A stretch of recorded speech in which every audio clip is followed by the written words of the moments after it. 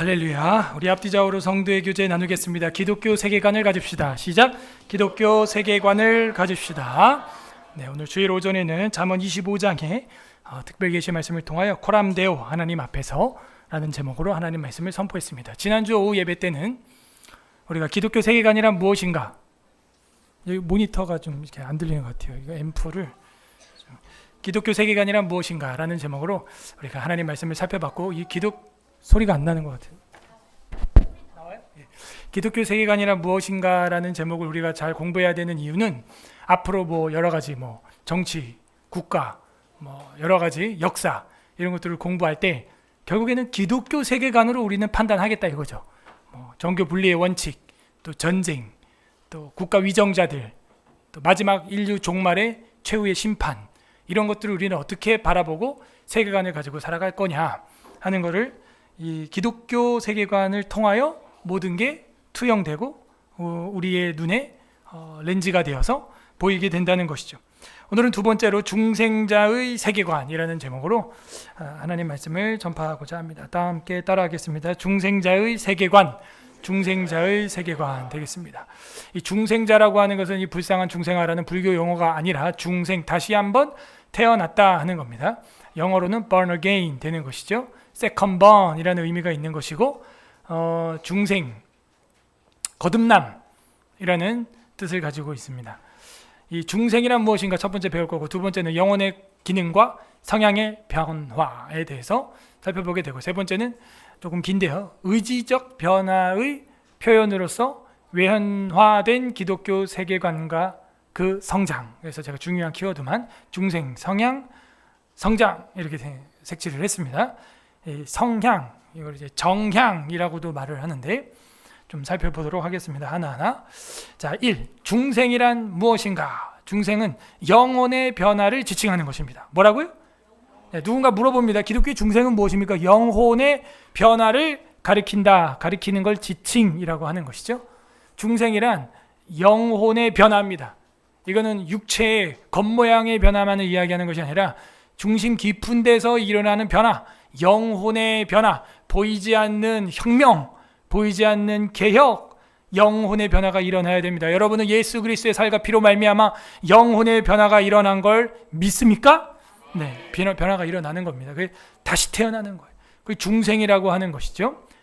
디도서 3장 5절 합독하겠습니다. 시작. 우리를 구원하시되 우리가 행한 바 의로운 행위로 말미암지 아니하고 오직 그의 긍휼하심을 따라 중생의 씻음과 성령의 새롭게 하심으로 하셨나니. 여기도 중생이라는 말이 번역으로 성경이 되었죠.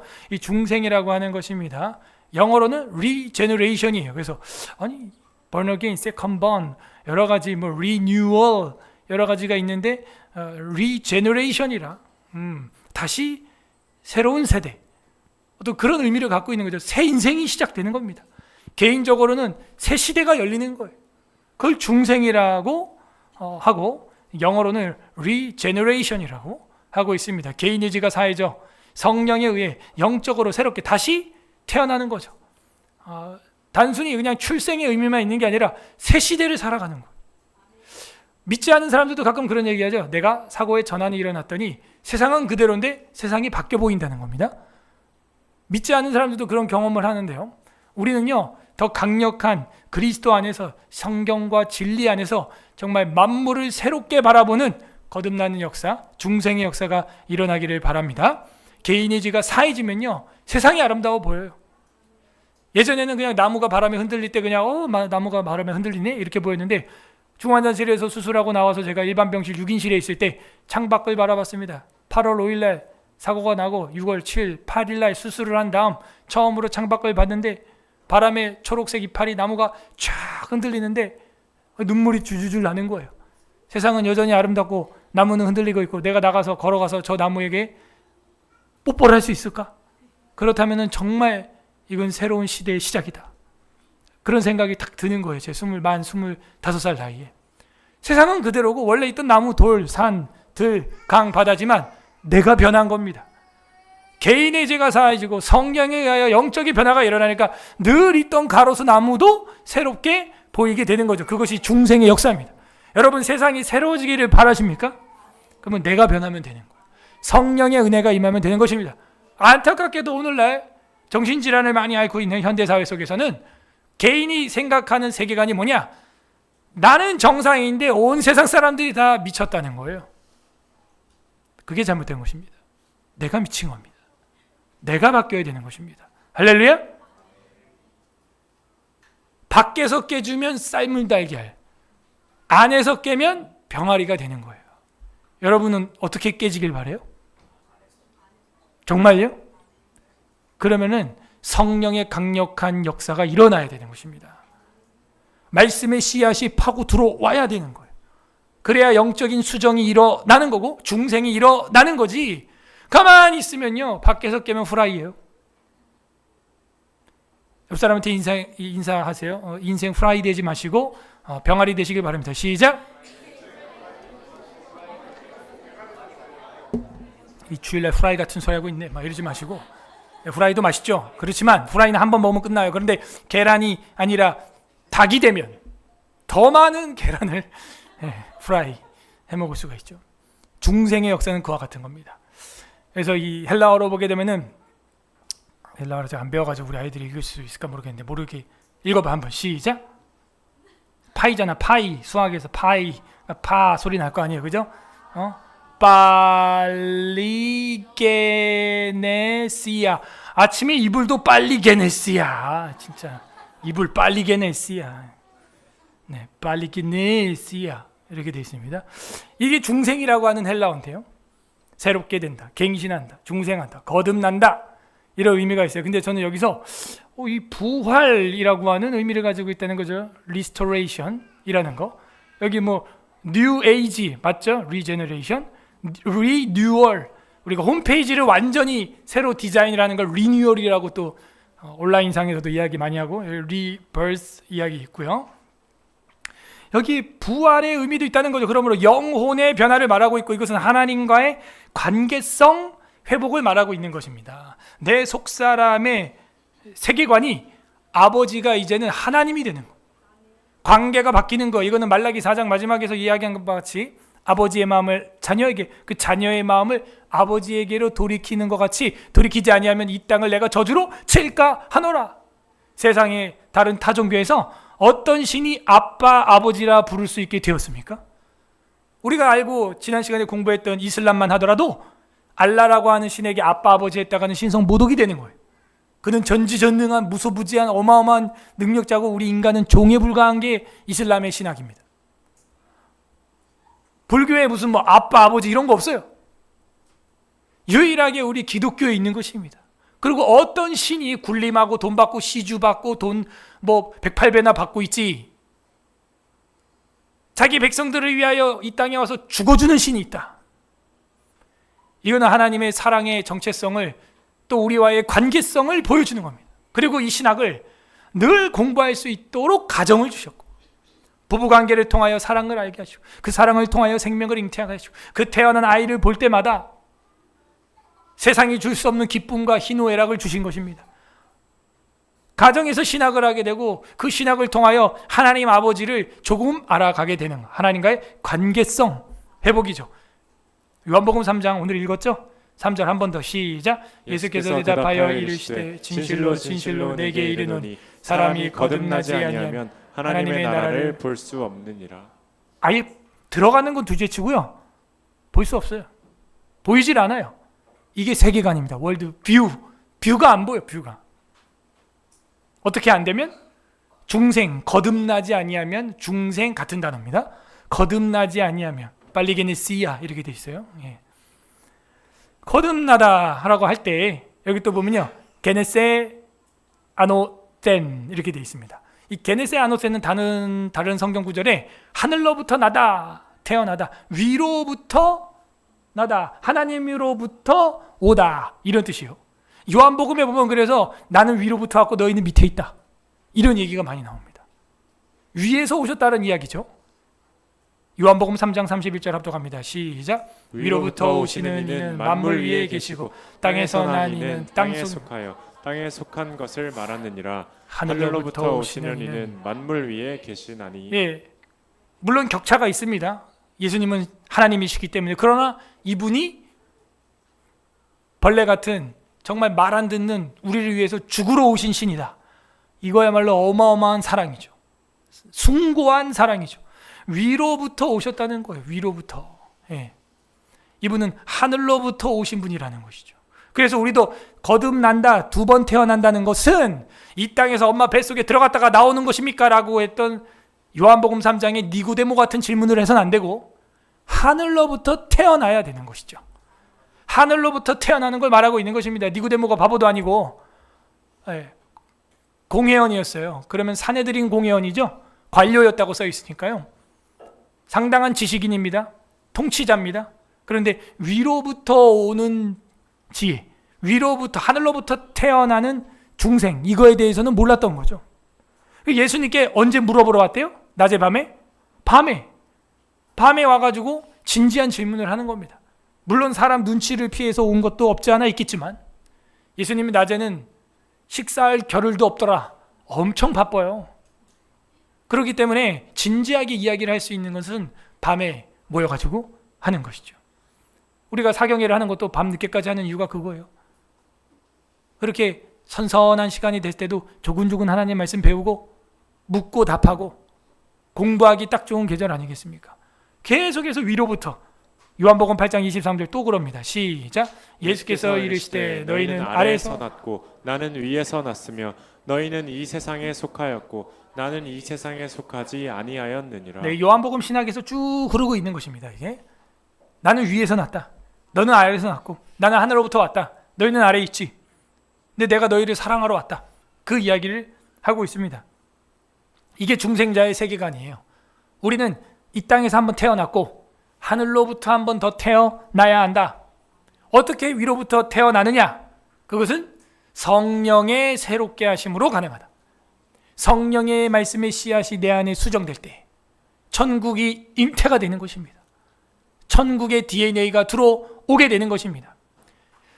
그러므로 두 번째에서 우리가 봤던 것처럼 관계성이 회복되고, 세 번째는 중생 전까지는 하나님과 대립적인 세계관으로 허물과 죄로 죽었던 존재였다 하는 것이죠. 이미 예수 그리스도를 모르는 사람들은 육체는 살아있을지 모르지만 영혼은 어떤 상태? 죽은 상태라는 거예요. 죽은 상태. 사망의 상태라는 것이죠. 왜? 안 태어났기 때문입니다. 천국의 생명이 수정이 안 됐기 때문입니다. 아예 생명 자체가 존재하지 않아요. 안타깝죠. 그러므로 성경은 이렇게 말을 하고 있습니다. 허물과 죄로 죽을 뻔이 아니에요. 죽었던, 에베소서 2장 1절 시작. 그는 허물과 죄로 죽었던 너희를 살리셨도다. 허물과 죄로 죽었던 너희를 살린 겁니다. 그러므로 중생은 성령으로 우리의 존재가 위에서부터, 즉 하나님으로부터 영적으로 수정되어 출생되어야 한다는 거죠. 그 정보가 뭐냐? 성경이에요. 성경. 그 성경 말씀을 사경해하고 사형리 같은 복음을 들을 때 중생이 일어나는 겁니다. 여기서 우리 구원의 서정, 제일 첫 번째 단계는 무엇입니까? 믿음의 단계가 아니라는 거예요. 중생이 제일 먼저 있습니다. 여러분, 중생하기 위해서, 구원받기 위해서죠. 쉬운 말로 구원이 먼저 일어납니다. 그 다음 믿어지는 거예요. 믿어서 구원받는 게 아닙니다. 이것도 헷갈리면 안 돼요. 정통 개혁파는 중생했기 때문에 믿어진다고 보는 것입니다. 그 중생은 누가 하느냐? 하나님의 전적인 예정과 택하심을 따라 일어나는 거예요. 그럼 목사님, 내가 언제 중생이 일어나느냐 할 때 효과적인 부르심이 제일 먼저 있어야죠. 누군가 인도자, 전도자를 따라서 여러분이 이 자리에 오든 집에서 유튜브를 보든 극동방송 라디오를 듣든 아니면 집에서 누워서 그렇게 핍박하던 기독교 성경책을 욕하려고 넘겨보다가 그 말씀이 내 영혼을 파고 들어오는 거예요. 그냥 막. 그래서 거듭나는 것입니다. 자, 그렇게 거듭나고 나니까 어떻게 돼요? 와, 믿어진다. 이렇게 되는 거예요. 할렐루야? 물론 아주 찰나의 일이죠. 거의 동시에 일어납니다. 그러면서 회개도 같이 일어나고요. 전에도 말씀드렸지만 어떠한 교수님이, 이정훈 교수님이라는 분이 CTS를 보면서 기독교 욕하려고 막 공부하고 종자연이라는 걸 만들어가지고 미션 스쿨들 막 고소하고 고발하고 고등학교 애들 억지로 예배드리게 하는 학교들에 대해서 소송하고 이런 악한 전략들을 꾸미고 했던 오히려 불교 군종병이었는데 CTS 보다가 하나님 말씀이 자기 영혼을 파고 들어오는 거예요. 그래서 그 그 TV 보다가 엎어져서 눈물 콧물 한 바가지 쏟고 회개했다는 거예요. 지금은 목사님이 됐죠. 자, 믿는 게 먼저예요, 중생이 먼저예요. 그래서 그 이정훈 교수님 제가 이야기나 책 들어보면 완전 개혁파예요. 개혁주의 신학입니다. 본인이 경험한 게 그렇기 때문에. 자기가 믿어서 회개한 게 아니라니까요. 욕하려고 TV, GTS, 기독교 TV 보고 있었어요. 근데 중생은 동풍이 불어와서 홍해가 갈라지듯이 휘장이 위로부터 찢어지는 것처럼 그냥 오는 거예요. 그냥. 예. 이걸 뭐라 그래요? 전폭적인 은혜라고 하는 겁니다. 그전에는 뭐예요? 죽었던 존재죠. 죽어 있는 거예요. 근데 어떻게 했어요? 하나님이 살렸죠. 그래서 이 부활의 의미가 있는 것입니다. 이 단어에는. 중생의 의미에는 부활의 의미가 그래서 아까 있다고 제가 색칠을 해놓은 거예요. 죽었던 너희였죠. 그러므로 중생은 어느 한 부분에서의 변화가 아니라 본성 전체의 갱신을 의미하고 부활, 아까 우리 단어 공부에서 봤던 것처럼 리스토레이션이라고 하는 부활의, 원래 부활 명사는 이제 resurrection 이렇게 돼 있죠. 그 부활의 의미가 거듭남이라고 하는 단어 속에서 드러나고 있다. 헬라어에서 말이죠. 헬라어에서 그거를 함미하고 있다. 이것이 뭐 born again, 뭐 rebirth, 뭐 아까 뭐 renewal도 있었고요. 뭐 여러 가지 의미가 있었죠. 근데 저는 이 부활이라고 하는 이 단어가 맞다. 어느 한 부분만 조금 뭐 팔뚝만 낳고 뭐 발만 부활하고 하는 게 전폭적인 부활을 의미하는 것이죠. 예수님께서 전폭적으로 부활하신 것처럼 무덤에서 죽었던 것이죠. 이 도널드 거슬리라고 하는 신학자가 있습니다. 돌아가셨습니다. 저도 이분 신학 개론 책으로 공부를 했는데 중생의 기적은 인간 통제 밖에 있다. 이런 말을 신약 개론에서 했어요. 저는 맞다고 봅니다. 내가 믿으려고 내가 부활하려고 노력해서 됩니까? 안 된다니까요. 중생은 구원은 이 인간 통제 밖에 있는 하나님의 기적입니다. 그냥 하나님의 선택하심이에요. 모세가 하나님 믿으려고 막 했습니까? 아니에요. 하나님이 부르는 거예요. 사울아 사울아 네가 어찌하여 내 예수를 핍박하느냐? 언제 사울이 뭐 다메섹 도상에서 예수님 만나주세요 그랬습니까? 아니에요. 주님이 강력한 빛이 다메섹 도상에서 그냥 눈 속으로 파고 들어오는 거예요. 그냥. 저와 여러분은 교회 왜 왔습니까? 누가 교회 오면은 뭐 한 100만 원 준다 해서 왔어요? 아니죠. 하나님의 은혜의 밧줄에 묶여서 끌려온 줄 믿습니다. 예. 할렐루야. 그것을 간증하세요. 사도 바울은 사도행전에서 자기가 다메섹에서 눈이 먼 이야기를 3번 이상 간증합니다. 왕 앞에서도 합니다. 하물며 우리가 간증을 안 하고 있다는 것은 배은 망덕이에요. 그거는. 중생의 기적은 인간 통제 밖에서 강력하게 온 것입니다. 사도행전 15장 11절 시작. 그러나 우리는 그들이 우리와 동일하게 주 예수의 은혜로 구원받는 줄을 믿노라 하니라. 이런 걸 은혜라고 하는 것이죠. 우리의 어떤 통제나 노력이나 행위나 어떤 고행이나 면죄부나 이런 데서 온 것이 아니었다라는 것입니다. 자, 이렇게 해서 큰 단락 하나, 중생이란 무엇인가, 영혼의 변화의 지칭인데 어느 정도의 변화다? 총체적인 부활을, 영혼의 부활을 말하고 있다. 그 중생이라고 한다. 두 번째, 영혼의 기능과 성향의 변화에 대해서 살펴보겠습니다. 이 정향이라고 번역을 이승구 박사님은 하셨는데 정향 좋습니다. 근데 우리 아이들이 정향 이러면 더 어려울 것 같아서 성향, 경향, 방향 이러면 조금 날 것 같아서 저는 성향이라고 하였습니다. 이 중생은 영혼의 성향을 근본적으로 바꿉니다. 성질과 방향을 바꾸는 거죠. 예를 들어 이제 정말 중생한 우리 어린이들은 태도가 달라요. 어떻게 살아야 되는지 표정이 달라요. 성향의 변화가 일어나요. 삶의 중심이 내일부터 있는 전국 청소년 에스라 사경회가 가장 기다려지는 거예요. 기다려지는 친구, 아멘? 이 친구들은 이제 성향이 굉장히 근본적으로 바뀐 것입니다. 제가 감사한 게 이번에 양화진 외국인 선교사 묘원에 가서 우리가 가이드에게 1시간 정도 가이드 요청을 해서 딱 듣는데 제가 감동받았던 건 선교사들 때문에 눈물 난 것도 있지만 그 가이드하는 나이가 지긋한 거의 60이 넘은 그 가이드하는 여성분께서 그 조용한 그 전시실 안에 신발 자국 소리까지 들리잖아요. 그런데 애들이 우리가 12명이었거든요 그때. 그러니까 아니 무슨 애들이 이렇게 조용해? 뭐 이러면서 그런 이야기를 가이드하다가 3번 이상 하는 거예요. 저는 거기서 감동을 받았어요. 제가. 그래서 그 얘기를 한 2번쯤 했을 때 제가 그랬어요. 누가 들으면 때리는 줄 알겠네. 제가 그랬어요.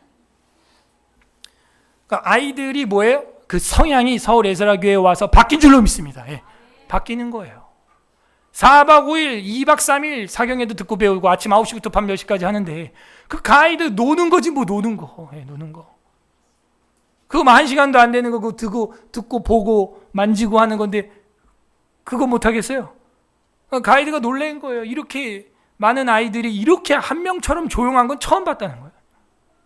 여러분도 간혹 식당에서 아이들 밥 먹는 것 때문에 칭찬 받아본 적이 있습니까? 예. 훈련이 잘 되고 있는 겁니다. 그게. 오늘 오전에 예배 말씀처럼 이웃과 다툼이 없고 이웃과 화평할 수 있는 아이들이 되어져 가는 것입니다. 그게 중생한 영혼의 성향이 근본적으로 바뀌고 있기 때문이에요. 우리가 아이들과 생일날 무슨 뭐 뷔페 가고 떡볶이 사주고 케이크 자르고 선물 주는 것도 좋지만요. 여러분이 가장 크게 기뻐해야 될 일이 한 번 있을 것인데 여러분 아들, 딸이 여러분에게 와서 엄마, 아빠 나 예수님이 나의 왕으로 믿어집니다. 세례 받을래요. 이때는 뒤집어져야 돼요. 제비돌기 한번 해야 됩니다. 그거 안 하면 그 이상한 엄마, 아빠야. 자기가 중생을 안 했던가. 그날만 기다리고 있어야 되는 거예요. 아셨죠? 학생들 여기 앞에 봐봐. 예수님이 나의 하나님으로 나의 구속자로 믿어진다. 난 이제 예수님의 종과 포로가 되어 살겠다. 결단이 일어나면 엄마 아빠한테 얘기하라고. 아멘? 물론 그게 15세가 되기는 해야 돼. 그러면은 아주 잔치하는 날이 될 겁니다. 할렐루야. 예. 성향의 변화가 일어난다. 첫 번째, 3가지 성향의 변화가 일어나는데 감사하게도 이거 우리가 다 조직신학에서 공부한 게 나와서 너무 쉬웠다. 첫 번째, 지성. 따라하세요. 지성. 지식의 변화가 일어납니다. 루이스 벌거프라고 하는 신학자 우리가 잘 알고 있죠. 제가 얘기를 많이 했습니다. 개혁주의 교육학에서도 제가 얘기를 했고요. 중생이란 새로운 생명의 원리가 사람 안에서 심겨지는 것이다. 제가 파고 들어오는 거라 그랬죠. 심겨져야 되는 것입니다. 외부적인 역사예요. 영혼의 주도적 정향, 여기 정향이라고 그대로 제가 가져왔습니다. 성향이죠. 급진적으로 변하는 것입니다. 중생한 자에게 하나님의 영광을 아는 빛을 우리 마음에 비추셨기 때문에 끝없이 하나님에 대한 지식을 중요하게 여기고 배워요. 알고 싶어. 성경 배우고 싶고.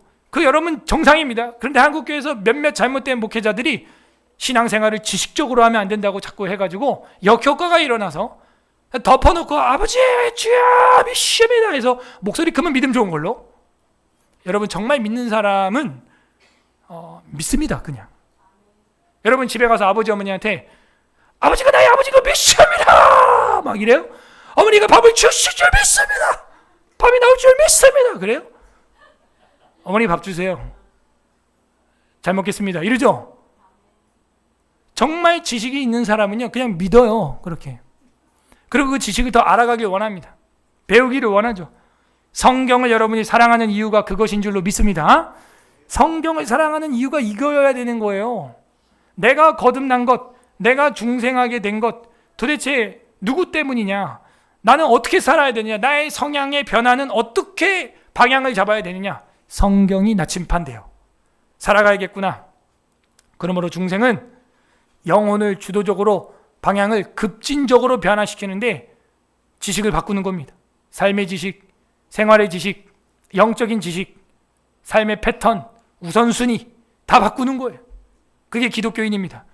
지식의 변화, 지성의 변화가 일어나게 되는 것이죠. 베드로전서 2장 2절 시작. 가난하기들 같이 순전하고 신령한 젖을 사모하라. 이는 그로 말미암아 너희로 구원에 이르도록 자라게 하려 함이라. 갓난아이가 엄마 젖을 못 먹으면 빽빽거리고 죽는 것처럼 우는 것처럼 여러분이 사경이 안 하고 성경 안 배우면요 빽빽거리고 울어야 되는 것입니다. 성경 가르쳐 주세요, 목사님. 성경 배우고 싶어요. 전체를 다 알려주세요. 그런데 한국교회는 죽어가는 듯 성경 전체 전장 전절을 안 알려줘도 빽빽거리지 않는다는 거죠. 그 아기는 죽은 아기예요. 갓난아기처럼 순전한 신령한 젖을 사모하길 바랍니다. 3장 8절 베드로 후서 읽어보겠습니다. 시작. 오직 우리 주 곧 구주 예수 그리스도의 은혜와 그를 아는 지식에서 자라가라. 영광이 이제와 영원한 날까지 그에게 있을지어다. 은혜와 그를 아는 지식에서 자라가라. 호세아서 구약에서만 말한 것이 아니라 신약에서도 지식에서 자라가라. 영광이 이제와 영원한 날까지 그에게 있다. 지식을 계속 쌓아서 어디까지요? 예수 그리스도만큼 알아라 이거예요. 예수 그리스도의 은혜와 그를 아는 지식에까지 자라가라. 배움을 멈추는 순간 그 사람은 교만한 것이고 믿음은 퇴보하게 돼 있습니다. 믿음을 본전 유지하는 게 아니에요. 여러분이 사경에 빠지는 순간 여태껏 10번 참석했으면 10번만큼 지식을 가지고 있는 게 아니라 계속 까먹고 있는 겁니다. 자전거 페달을 안 밟으면 넘어지는 것처럼 자전거 페달을 안 밟으면 그 속도를 정속 유지를 하는 게 아니라는 거죠. 점점 감속이 되고 있다는 것입니다. 하나님의 진리의 말씀을 어린 갓난아기처럼 사모하기를 바랍니다. 두 번째, 어떤 성향의 변화? 사랑, 감성의 변화가 일어납니다. 요한일서 4장 7절 합독합니다. 시작. 사랑하는 자들아 우리가 서로 사랑하자. 사랑은 하나님께 속한 것이니 사랑하는 자마다 하나님으로부터 나서 하나님을 알고. 영혼의 기능과 성향의 변화는 사랑으로 변하게 되어 있습니다. 하나님 사랑, 이웃 사랑. 간혹 다투고 좀 이렇게 트러블이 있어도 내가 잘못했지, 내가 더 사랑해야지라고 바로 반성이 일어나요. 근데 믿지 않는 사람들은 그런 반성이 안 일어납니다. 저걸 어떻게 골탕 먹여줄까, 이렇게 해서 내가 말싸움 이겨버려야지, 다음에 만나면 내가 이번에는 이렇게 말해버릴 거야. 계속 그 죽이려는 연습을 하죠. 근데 기독교인들은 다음에 만나면 그냥 내가 져줘야겠다, 용서해야겠다, 지려고 연습을 합니다. 이게 중생한 자의 변한 성향입니다. 성향. 여러분 어떤 앙심을 품고 있습니까? 복수를 하려고 그럽니까? 아니면 복원을 해주려고 합니까? 그 성향의 변화를 보시면 내가 중생자인지 비중생자인지 여러분 스스로도 객관적으로 어느 정도 가늠해 볼 수 있게 됩니다. 그러므로 영혼의 기능과 성향의 변화가 일어난 사람은 두 번째, 감성의 변화가 일어납니다. 중생은 영혼의 성향을 근본적으로 바꾸기 때문입니다. 세 번째, 우리가 알고 있는 대로 의지의 변화가 일어나게 됩니다. 요한일서 2장 29절 시작. 너희가 그가 의로우신 줄을 알면 의를 행하는 자마다 그에게서 난 줄을 알리라. 그죠? 의를 행하는 자마다 그에게서 난다. 그래서 성도들끼리 결혼해야 되는 이유도 여기 있는 거죠. 불신자끼리 결혼하다가 마음에 안 맞으면 그냥 2판 4판 이혼입니다. 그냥. 그래서 두 쌍 중 한 쌍이 이혼이에요. 그냥. 근데 성도는 어떻게 해요?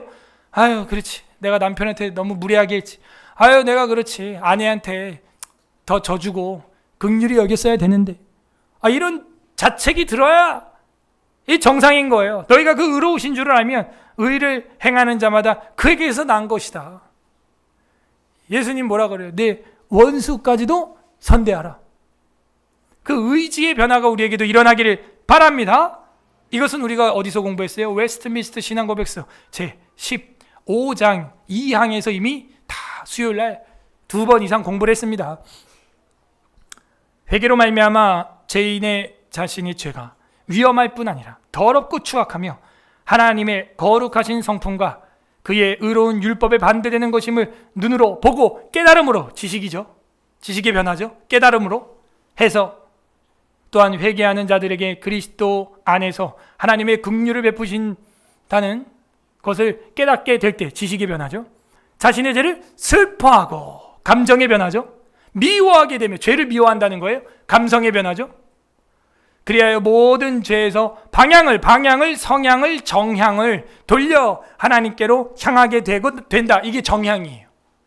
그리고 그의 모든 계명들을 쫓아서 하나님과 동행하기로 작정하고 또한 노력하는 거죠. 의지의 변화죠. 이걸 우리가 지정의의 총체적 회심이다 하는 거예요. 따라하세요. 지정의. 총체적 회심. 자, 여러분의 이 세 가지 중에서 몇 가지까지 이루어졌습니까? 이 중에 하나만 빠져도 아직 회심 안 한 사람이에요. 교리는 그렇게 결정하고 있습니다. 세 개가 다 일어나야 돼요. 이 중에 하나만 안 됐어도 아직 회심한 게 아닙니다. 그러므로 우리는 은혜를 구해야 돼요. 이게 생명에 이르는 회개예요. 이 15장 다음에 뭐가 나옵니까? 계속해서 성화와 이런 것들이 나오죠. 구원에 이르는 신앙, 생명에 이르는 회개, 우리 믿음의 서정입니다. 성향의 변화 2번 끝났습니다. 마지막, 중생자의 세계관 3번, 인지적 변화의 표현으로서 외현화, 밖으로 보이는 거죠, 된 기독교 세계관의 성장. 쉬운 말로 하면 성화예요. 결국에는 인지의 변화가 일어났기 때문에 실제 겉모양, 외현화가 기독교 세계관으로서 성장하면서 성화되면서 일어나게 된다 하는 겁니다. 타락한 사람은 하나님의 성령의 일들을 어리석게 보입니다. 중생하지 못한 사람은 하나님의 교회의 일을 바보같이 놀립니다. 그들에게 어리석게 보이는 것은 그러한 일은 영적으로라야 분별할 수 있기 때문이죠. 예를 들어 보면 예수님의 인성과 신성, 불신자는 절대로 이해 못하죠. 바보 같은 소리로 들릴 겁니다. 삼위일체 그의 존재, 능력 이런 것도 불신자들한테 아무리 얘기해봐요. 뭐 3명이라는 거야, 1명이라는 거야 이러고 있죠. 부활, 말도 안 되는 소리 하고 있네. 그러므로 타락한 인간들, 중생하지 않은 사람들은 성령의 일을 어리석게 판단한다는 거죠. 어리석다고 비아냥거린다는 거죠. 그러므로 이게 뭐예요? 중생자의 세계관이라는 겁니다. 중생자의 세계관과 비중생자의 세계관은 진짜 천국과 지옥 차이인 거예요. 딴 세상 살고 있고요. 한 입을 덮고 자도 한 배우자는 중생했고 한 배우자는 타락한 사람으로 그대로 있다면 한 입을 덮고 자는 부부라고 할지라도 다른 세계를 살고 있는 겁니다. 존 버년의 철로 역정에서 크리스찬은 완전 다른 세계를 가는 거예요. 장망성이라고 하는 장차 망할 성에서 아내 크리스티나는 아직도 거기 살고 있고 아이들과 완전 그냥 각자 도생인 거예요. 그러므로 외민에서도 믿는 자 안에서 결혼하라고 말하는 것은 정말 중요한 거예요. 결혼의 혼수품, 뭐 학벌, 재벌 이런 게 중요한 게 아니고요. 믿음으로 결혼하길 바랍니다. 믿음 안에서. 저는 그래서 우리 교회 안에서 만나서 결혼하지 않고 밖에서 만난다는 부분이 굉장히 조금 걱정돼요. 물론 결혼해가지고 여기로 같이 온다 그러면 안전할 수 있죠. 그런데 그것도 쉽지 않아요. 영적으로라야 그 판단이 되는 것입니다. 고린도전서 2장 14절 시작. 육에 속한 사람은 하나님의 성령의 일을 받지 아니하나니 저희에게는 미련하게 보이며 또 깨닫지도 못하나니 이런 일은 영적으로라야 분변함이니라. 다 예수 믿고 교회 다니고 성경 보지 불경 봅니까? 나구현호 목사님 왜 굳이 사경회를 해야 된다고 성경 전체를 봐야 된다 그럽니까? 성경이 이야기하고 있고 모세의 유언, 사도 요한의 유언, 사도 바울의 유언, 우리 예수님의 마태복음의 마지막의 유언, 내가 너에게 분부한 마태복음만 가르쳐 지키게 하라 한 적이 없고 모든 것을 가르쳐 지키게 하라. 빠사그라페 모든 성경은 하나님의 감동으로 된 것으로 이렇기 때문이죠. 그게 뭐 제 의지입니까? 어쨌든 노력을 해야 될 거 아니에요. 그러므로 이거는 영적으로라야 분별함이 일어나는 것입니다. 뭐가 가장 영적이에요? 예수님이 요한복음에 뭐라 그래요? 내가 너희에게 이른 말이 곧 영이요 생명이라. 할렐루야. 이 말씀이 영이고 생명인 것입니다. 가장 영적인 게 이 말씀이에요. 마지막 날에 너희를 심판할 것이 있으니 내가 너희에게 이름 이 말이 너희를 심판할 것이라. 할렐루야. 이 말씀대로 된다는데 어떡합니까? 세상을 말씀으로 창조하신 주께서. 그러므로 육에 속한 사람은 하나님의 성령의 일을 받지 못합니다. 사경에 그걸 왜 해? 몸 힘들고 시간 아까운데. 그런데 영적으로 성향이 정향 방향으로 바뀐 사람은 그날밖에 안 기다립니다. 그날이 기다려지시는 분 아멘. 등록하세요. 그럼 영적으로라야 분별이 일어난다. 코넬리우스 반티를 우리가 잘 알고 있죠. 아까 루이스 펄커프하고 같이 개혁주의 교육학에 대해서 상반성 원리에 대해서 제가 강의를 한 바가 있습니다. 이분도 이런 얘기를 했어요. 중생하지 않은 사람은 이 시공간, 시간과 공간을 말하죠. 세계의 의미가 그 자체 안에 내재하고 있으며 뭔 소리야? 그러니까 거듭나지 않은 불신자는요. 그 시공간의 세계의 의미가 그냥 시공간이 다라는 거예요. 지금 지나가는 시간, 이 공간, 이게 다지. 또 뭐가 있긴 있어? 없어. 이게 다라는 거예요. 저 하늘의 수많은 별들과 이 좁쌀만한, 좁쌀이 뭐예요? 먼지만한 지구에 살면서 이 광활한 우주가 무슨 의미가 있는지, 이 어마어마한 모래알보다 많은 별들이 충돌도 없이 이렇게 움직이고 있고, 이 수많은 생명들과 동물들은 저렇게 미련한데 만물의 영장처럼 살아가는 인간이 도대체 어떤 의미가 있는지 그런 거 생각 안 하는 거예요. 그냥 진화야, 그냥 동물이야 이러는 거죠. 중생하지 않은 사람들, 거듭나지 않은 사람, 구원받지 않은 사람들은 시공간의 세계의 의미가 그냥 그 자체가 단 겁니다. 사람이 이 세상에 대한 궁극적인 해석자라고 하는 것을 당연히 받아들입니다. 사람이 그냥 신이에요. 휴머니즘이죠. 샤머니즘이죠. 그게 답니다. 인본주의죠. 그 이상을 형이 상학하지 않아요. 불신자 철학인들보다도 못해요. 소크라테스, 플라톤, 아리스토텔레스보다도 못한 인간이 되는 겁니다. 이를 죄의 인지적 영향이라고 합니다. 이 죄에 빠져있기 때문에 인지의 한계가 탁 그어지는 겁니다. 그래서 뭐가 돼요? 프라이가 되는 거예요. 그 인지의 한계, 껍데기 한계예요. 껍질을 깨는 은혜가 있기를 바랍니다. 껍질을 깨야 되는 거예요. 아니면 기도하세요. 하나님, 나 솔직히 안 믿어집니다. 주님, 다메섹 도상에서 이 바울의 눈에 들어왔던 은혜의 빛을 나에게도 비춰 주시옵소서. 간절히 구해야 되는 거예요. 3일간 멀고 영원히 눈뜨길 바랍니다. 영원히 눈뜨고, 아니 한평생 눈뜨고 영생 눈 감는 것보다 낫죠. 이를 죄의 인지적 영향이다 라고 반티의 교수는 이야기를 했습니다. 그러므로 성도는 성경으로부터 기독교 세계관을 구성해야 됩니다. 결론이 이거예요. 오늘 중생자의 세계관은 결론은 뭐냐? 성경으로부터 기독교 세계관을 구성해서 성향, 정향을 잡아야 된다. 성경과 성경의 빛에서 해석된 이 세상을 이해한 대로 제시해 갈 것이기 때문이다. 성경대로 되기 때문이다. 달리 방법이 없는 것입니다. 이걸 계시의존 신학이라고 한다고 우리가 공부했고, 그것이 영적으로라야 분별할 수 있는 유일한 길이에요. 따라서 중생한 사람의 의식이 성장할수록 더욱 어떻게 된다? 성숙한 그리스도인의 세계관을 가져서 기독교 세계관도 확장이 됩니다. 여러분의 세계관은 사이즈가 어떻습니까? 성경을 많이 아는 만큼 그 사람은 기독교 세계관 내용도 더 풍성해질 것이고, 성경을 보기를 중단한 사람은 기독교 세계관도 중단되어 있습니다. 지형적으로 중단되어 있어요. 아이가 뱃속에 있으면요, 10달 동안 잘 커야 되는 것입니다. 이게 중단되면 계류유산 되는 거예요. 여러분 신앙은 이걸 사실중생이라고 하는데, 따라하세요. 사실중생. 영적 출생의 결과로 그에게서 시작되는 영적인 성장인 성화의 한 측면을 말하는 거죠. 그러므로 영적 성장인 성화는 성경에 의하여서 이 영적인 출생이 일어났으면 이제 애가 계속 커야죠. 거듭났고 중생했죠. 그러면 커야죠. 세계관이 확장이 돼야죠. 성숙해야죠. 애기가 귀여워도 20년째 애기면 어떡해요? 마음이 힘들겠죠. 우리의 신앙을 주 아버지께서 보실 때도 마음이 힘들진 않을까? 나는 어린아이와 같이 신령한 젖을 사모하고 있는가? 그러면 치아도 나고 키도 크고 이제 그러는 거예요. 그게 정상입니다. 그러므로 성도는 성경으로부터 기독교 세계관을 구성해야 하는 것이 마땅하다 하는 것입니다. 자, 오늘 마지막 성경 구절, 우리가 잘 알고 있는 구절들 한 두 구절 보겠습니다. 디모데후서 3장 16절 시작. 모든 성경은 하나님의 감동으로 된 것으로 교훈과 책망과 바르게 함과 의로 교육하기에 유익하니. 유익합니다.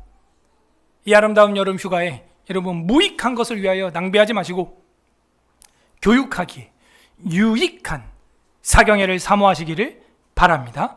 디모데전서 4장 13절 오늘 마지막 성경입니다. 시작. 내가 이를 때까지 읽는 것과 권하는 것과 가르치는 것에 창념하라. 이 창념이 뭡니까? all in 해라 이거예요. 집중해라. 뭐를? reading, teaching, preaching. 누구 목회예요? 예수 그리스도의 목회입니다. 예수님은 거기서 여러분을 기다리고 있어요. 여러분의 신앙이 성경 안에서 확장된 기독교 세계관으로 부흥하기를. 십자가에서 죽으신 그리스도께서는 우리를 기다리고 있습니다. 그리고 자신의 세계관을 그 십자가를 통하여 만방에 알리셨고, 온 세계의 시간표는, 달력은 그 십자가 기준으로 돌아가게 된 것입니다. 이 복음의 은혜에 참석하는 뜨거운 여름 되시길 주님의 이름으로 간절히 소망합니다. 아멘. 우리 말씀을 생각하면서 우리 같이 합심하여 기도하는 시간 갖도록 하겠습니다. 중생자의 세계관 세 가지를 배웠습니다. 첫 번째, 감사합시다. 하나님, 우리는 아무런 공로도 정말 주님을 사모하지도 않았던 자들이고 죄인 되었던 자들인데, 우리가 아직 죄인 되었을 때 그리스도께서 우리를 위하여 죽음으로 말미암아 우리를 향한 주님의 사랑을 확증해 주시고, 우리가 믿으려고 노력한 것이 아니라 은혜의 빛을 비추사 우리의 죄의 껍질을 깨트리고 주님 앞으로 갈 수 있도록 은혜를 베풀어 주시고 거듭나게 해주신 하나님 감사합니다. 우리 감사 기도했으면 좋겠고요. 우리가 어떻게 믿게 되었습니까? 이게 왜 은혜입니까? 왜 믿어집니까?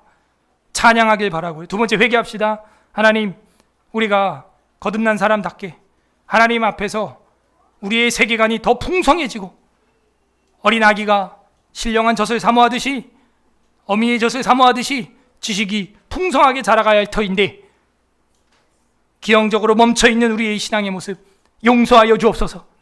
세 번째로는 우리 간구합시다. 이번 여름 여러 가지 수련회와 또 내일부터 시작되는 우리 청소년 예술화 사경회를 시작으로 하나님 말씀을 사모하여 정말 그 신령한 젖을 사모하는 아기처럼 구원에 이르도록 자라가게 하여 주시고 그리스도 예수 은혜 아래서 그를 아는 지식에서 자라갈 수 있는 이 여름이 될 수 있도록 우리 간구하는 기도, 그 모든 환경과 시간과 여러 가지 필요한 것들 주님 채워주셔서 우리의 중생이 영혼의 부활을 경험하고 나의 영혼이 변함으로 말미암아 온 세계가 변한 것을 간증할 수 있는 우리의 입술이 될 수 있도록 우리 다 같이 주님 한번 부르고 기도하겠습니다. 주님